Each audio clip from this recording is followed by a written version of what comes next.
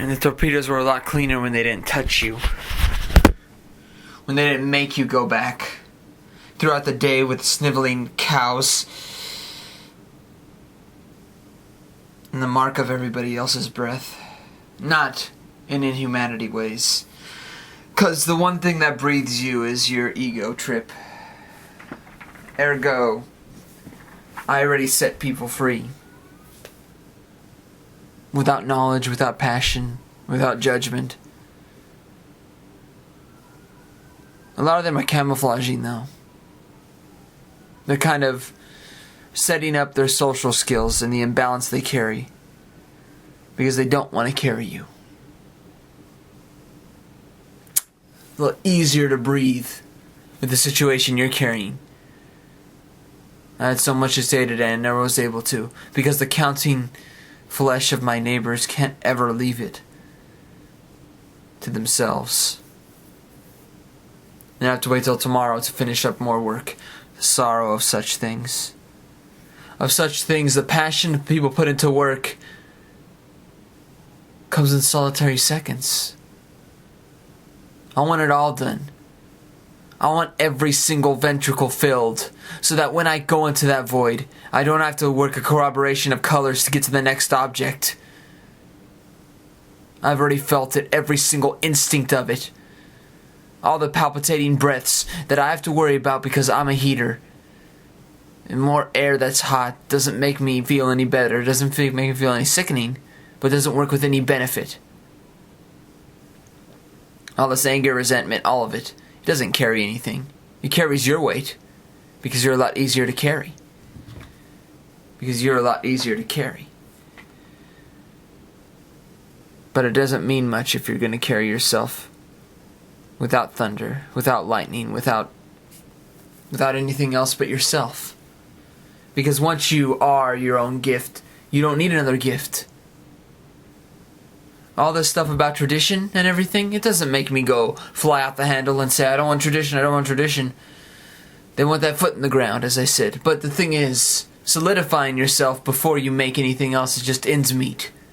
It's the lies that we carry. Because it's not about, 1950s nostalgia. It's not about that. It's about having something that you have your foot in the ground and grave digging every time you wander through that life. And why do you think vampires are so popular? Because they can dust something. Finally, I'm able to dust something. Look at something and see it turn to dust. Because they can't do it by themselves. It's not about negotiation. Which I've been told, you negotiate, you could get anything. For a lower price or whatever. I don't disagree. The esteem of my character has only two handles. The bridge that you walk across and the one you don't. So all these carriers of lethal spheres of passion, supposedly. How much of a vessel do you need before you construct yourself, though? Not many. Not much. And there's no however and no whatsos that can ever make you become any clear with it. Because it all goes back to the biggest lesson you'll ever learn. And it's a pretty easy one. You expected me to be there. You didn't let me be there. It's forced, not welcomed. And that's it. That's all it was. So all these people who expect me to be there, they don't let me be there. There's your problem. So all these people who have solutions to everything are carrying expectations so wide a parameter that did they even let this person come in to their life? Having expectation and not going through with the letting people in, a lot harder to get through. I mean, it's a very true statement in itself, and it goes back to the abuse, as I said, which I've talked about many times, about how people, let the abuser abuse, and then they take the abuse and say, this is the abuser abuse that I'm going to abuse on you. But the thing is, they're laying wait for that old train to come through. The old train that we've seen so many times. But it's not an old train. It's a new one. Every single time, every single one, every single person. And that's why you don't need it. Your old deflection shield, your old parameter, your old neighbor, everything, every part of you Every part of you wastes between the nightmare of what you were. Between camouflaged, fatigued Vietnam vets and old, treacherous neighbors that carried teacher's pet in their backpacks. All of them, they worried for you. You know why they worried for you? Because they had nothing better to do than tame the lion. That's what they wanted to do, tame the lion.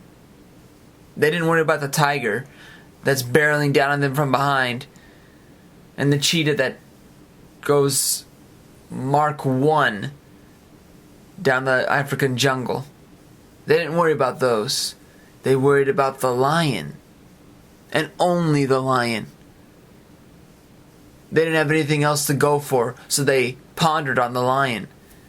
They wandered on the lion, and they wandered through so many ideas that they didn't have anything else to live for except the lion.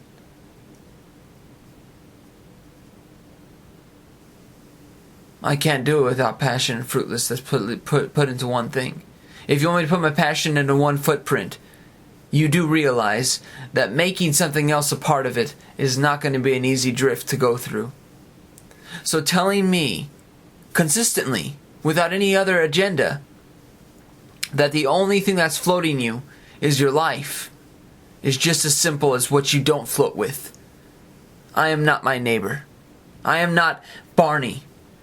I am not Kilgore. I am not any of these characters that have nothing to do with my pastrami sandwiches. I'm not Tabasco sauce. I'm not an empty egg. I'm not a full egg either. So your passionless expectation of making me perfect is just a wrong picture of the pedestal that you're creating. Why don't you put me in your heart and your mind? Make it easy on yourself. And don't make it easy on yourself. I let my heart and my mind have the same benediction. They both created. If they did not, there'd be no reason to carry any conversation with you. Any of you.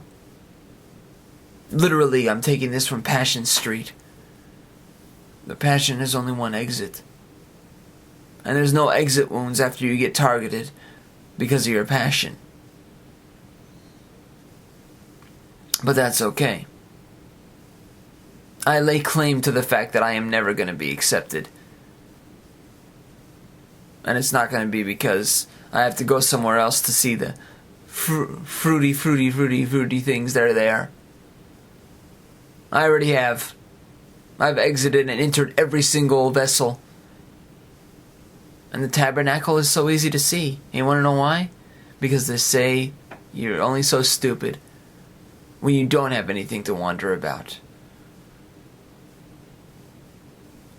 But the one thing that I do is wander about and know exactly what wandering really does. So, that's all I got for now. So I apologize for not making anything clear in 8 minutes when I could have done in earlier seconds. So I apologize for making this a late one, because I wanted to do so much more with it. But too bad I got home late. So I guess I'm going to have to quit early. Bye-bye.